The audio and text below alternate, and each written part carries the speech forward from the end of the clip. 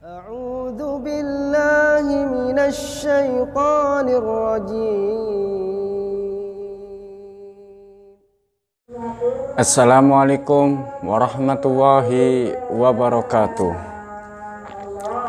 Alhamdulillahi rabbil alamin, wa bihi nasta'inu ala umurid dunya waddin, wassalatu wassalam ala asrafil anbiya'i wal mursalin, wa ala alihi wa sahbihi ajmain, amma ba'd.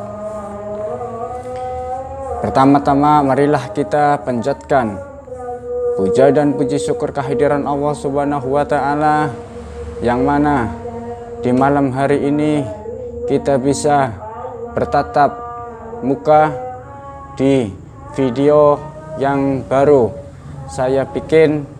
Semoga bermanfaat bagi kita semua, khususnya para subscriber Islam Tilde. Sholawat serta salam kita tetap tercurahkan kepada baginda Nabi Muhammad Sallallahu Alaihi Wasallam, yang mana beliau telah memperjuangkan agama Islam dari zaman jahiliyah hingga zaman terang benderang seperti ini. Mohon maaf sebesar-besarnya kepada para penonton bila mana ada kebisingan, karena di sini saya membuat videonya di samping jalan raya. Yang pertama, langsung saja terima kasih kepada semua penonton setia di channel Islam Tilde. Yang suka dengan video kami, silahkan subscribe, likes, dan komentar yang sopan dan yang santun, karena channel ini insya Allah akan menyajikan irama-irama ataupun lagu Al-Quran Nur Kalim yang nantinya kita bisa didengarkan di mana saja berada. Langsung saja saya di sini akan menjawab dari berbagai pertanyaan ataupun beberapa pertanyaan dari para penonton Islam Tilde, tapi insya Allah tidak semua pertanyaan saya jawab, paling hanya beberapa. Sebelum kami menjawab pertanyaan-pertanyaan daripada saudara, kami akan menjelaskan tentang apa arti pada ruqyah tersebut.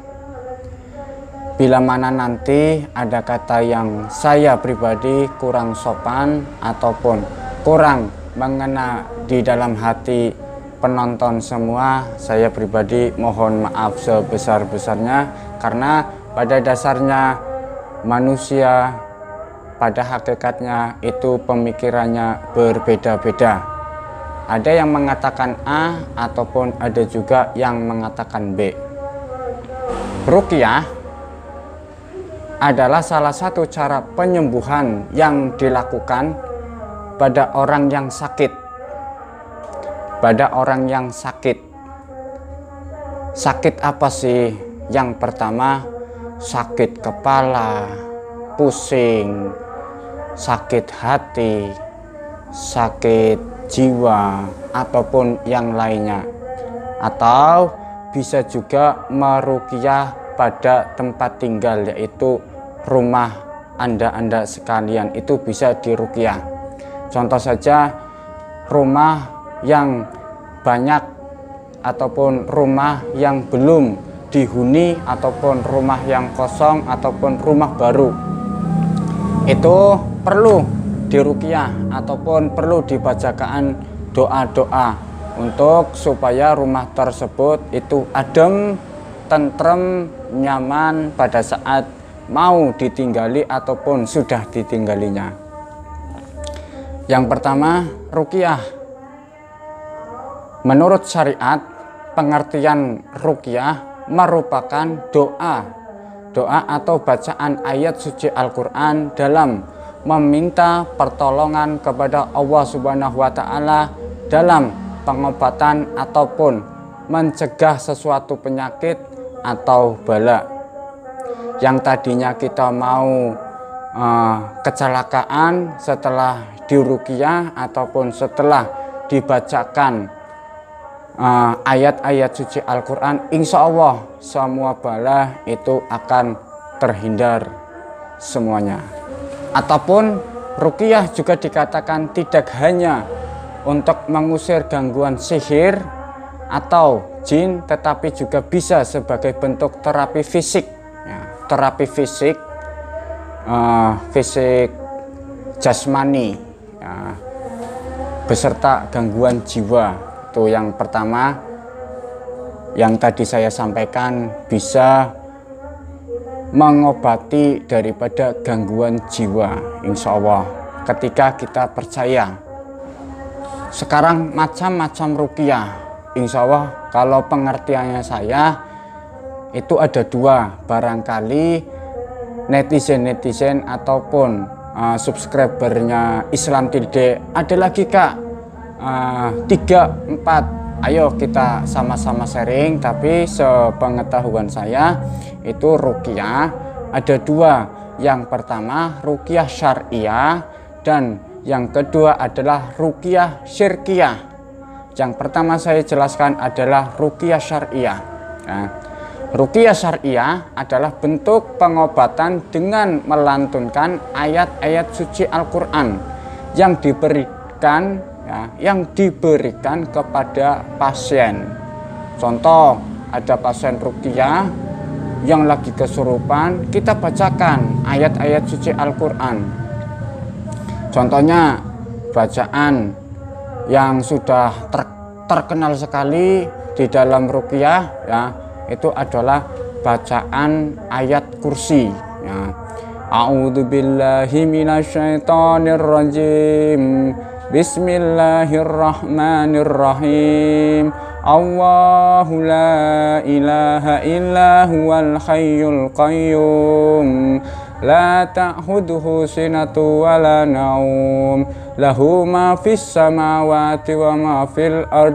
Man dzalladzi yashfa'u indahu illa bi'idnih. Ya'lamu ma baina aydihim wa ma khalfahum wa la yukhituna bi syai'in min ilmihi illa bima syaa'. Wasi'a kursiyyuhu samawati wal ardu wa la ya'uduhu hifdhuhuma wa huwal aliyyul azim. Itu juga bisa mengusir makhluk-makhluk astral. Insya Allah ketika kita percaya untuk melafalkan ayat-ayat ruqyah tersebut. Ataupun banyak ayat-ayat ataupun surat-surat di Al-Quran itu banyak sekali, ya.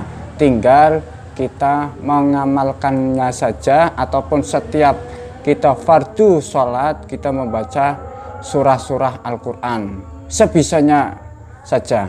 Hal ini bertujuan untuk meminta pertolongan kepada Allah Subhanahu wa Ta'ala melalui zikir, doa, dan bertakwa. Maka secara hukum syariat itu dibolehkan. Macam-macam ruqyah yang kedua. Yang pertama itu adalah ruqyah syariah. Ini yang kedua ruqyah syirkiyah. Syirkiyah hampir sama ya, tapi ini maknanya berbeda sekali, berlawanan, ya. Yang kedua, ruqyah syirkiyah adalah bentuk pengobatan yang bertanggung, ya, ataupun yang bertentangan dari ajaran agama Islam, yakni dengan mantra-mantra oleh para dukun serta menurut sertakan jin ataupun setan dalam pengobatannya.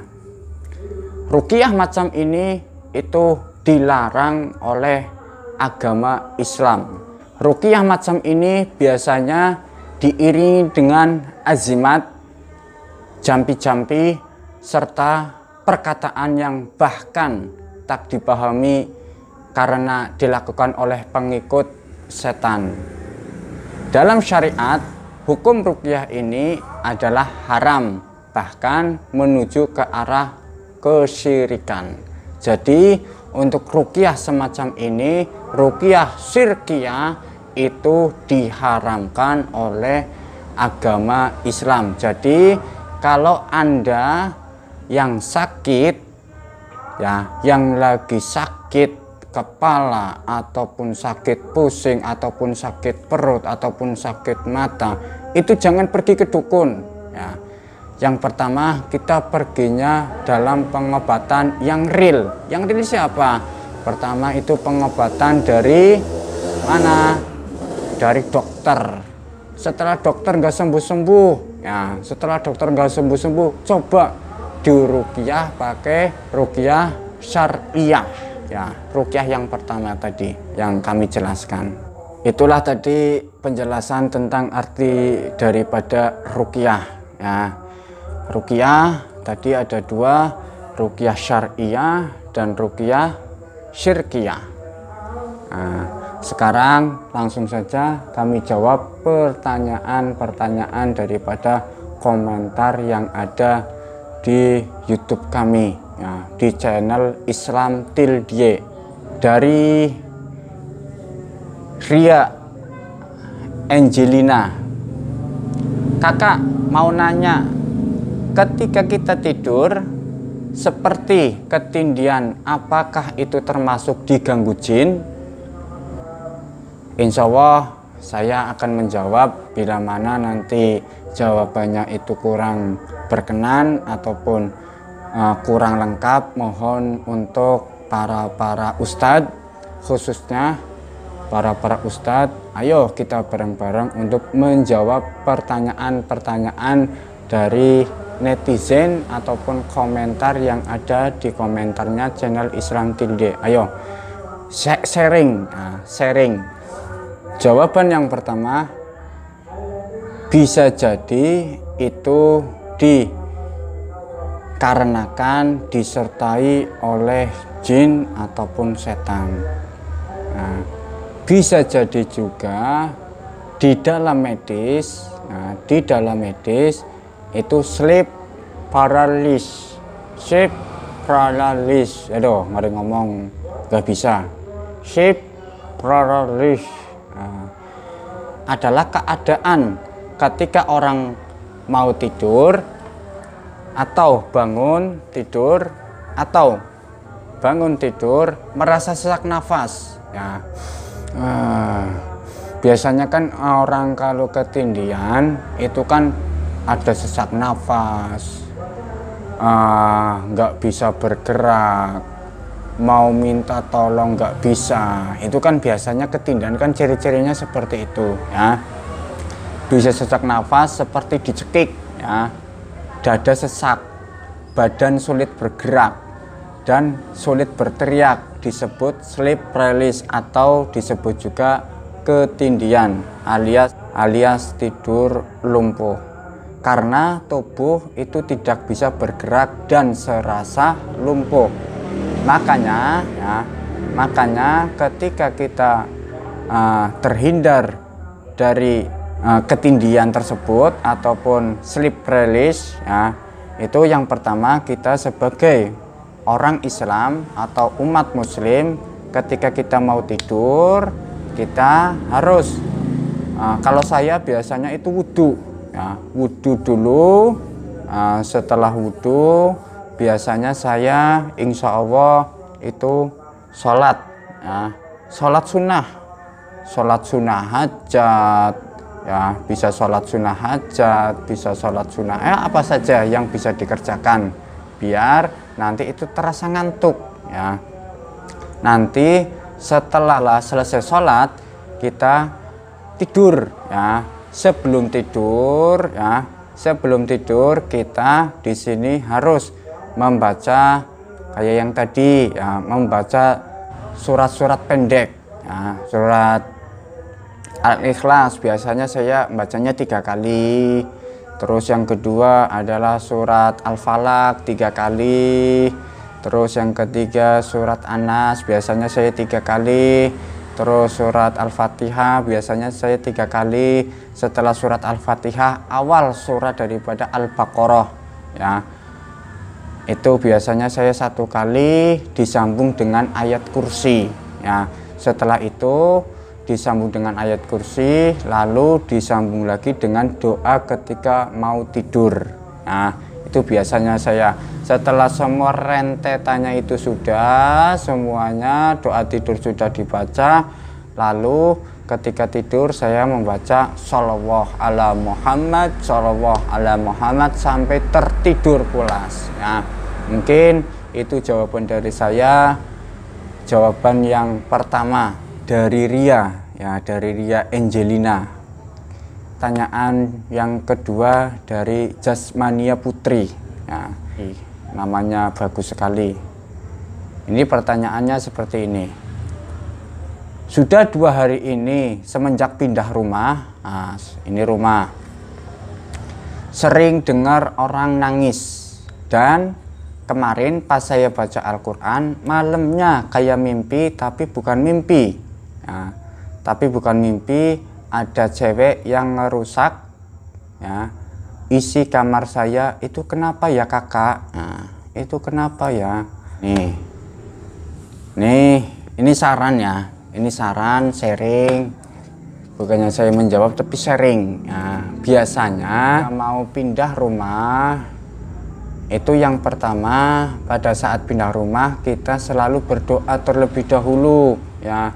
Terus di setiap pojokan rumah, ya, itu biasanya saya sama teman-teman yang lainnya itu biasanya di pojokan rumah, dari pojokan 1, 2, 3, 4 ataupun kamar, itu saya azan. Ya, yang pertama azan sebelum menempati rumah itu, setelah azan nanti iqomat. Setelah iqomat nanti dibacakan ayat suci Al-Quran.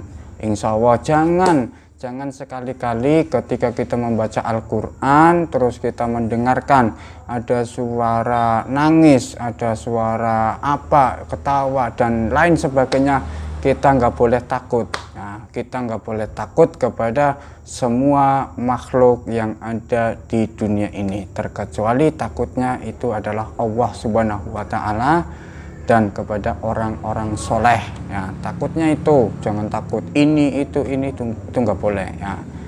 Menjawab pertanyaan yang ketiga, Fauzi Jack, pertanyaannya seperti ini. Kalau ayat ruqyah buat anak yang suka ngomongnya kotor dan susah diatur, itu ayat-ayatnya apa ya Ustadz?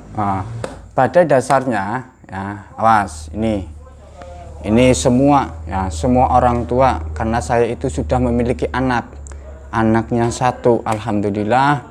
Anak saya itu alhamdulillah cowok dan sekarang berumur 3,5 bulan, ya. Nih, anak biasanya 4-7 tahun itu biasanya tergantung daripada lingkungan tempat tinggalnya ataupun di sekitarnya, ya. Bila mana tempat tinggalnya itu baik, ya, awas. Bila mana di lingkungannya itu baik, insya Allah anak tersebut akan bertutur katanya baik, ataupun perilaku akhlaknya itu insya Allah baik. Contoh saja di pesantren. Nah, pesantren dari berbagai kalangan ataupun dari berbagai umur, tapi dia suasananya di insya Allah baik, ya baik, ngomongnya rapi, tingkah lakunya sopan, akhlaknya juga ada. Berarti tergantung daripada lingkungan. Kalau lingkungannya itu buruk, ya, contoh anak bertemu dengan kakaknya, ya, kakaknya bertemu dengan teman-temannya yang di sekitar. Kakaknya tersebut yang bertemu di sekitar ataupun ucapan-ucapannya itu dibawa ke rumah ataupun dibawa di lingkungannya, otomatis dari anak tersebut yang masih kecil itu berkata-kata apa yang diajari oleh kakaknya yang tadi, ya, yang dari pergaulan yang tadi itu. Makanya kita harus sering-sering mengawasi anak kita, bagaimana cara kita untuk memberikan pendidikan pada anak, ya. harus memberikan contoh kepada anak, harus memberikan teladan bagi anak. Nah, makanya anak di sini itu memorinya, ya, anak di sini itu memorinya sangat kental sekali. Makanya di sini anak itu diberikan atau diibaratkan masa-masa emas, ya. Itu bahasa Inggrisnya saya kurang tahu. Kalau ada yang tahu coba komentar. Masa anak umur 7 sampai 12 tahun itu masa anak yang apa itu bahasa Inggris, golden mass apa golden children apa itu ya. Coba nanti komentar ya. Ini Pak Ustadz, ini Pak Ustadz ya. Ini jawaban yang kedua ya. Nah, ini kan yang pertama kan tadi lingkungan. Terus yang kedua itu didoakan saja supaya anak tersebut menjadi anak yang soleh ya. Anak yang soleh. Nah, atau membaca Al-Quran dengan ayat kursi, ya, dengan ayat kursi dibacakan, ya, agar anak tersebut ketika ketempelan makhluk-makhluk yang astral ataupun yang lainnya itu insya Allah akan keluar sendirinya. Shadaqallahul azim. Kita bilang gitu. Apa artinya?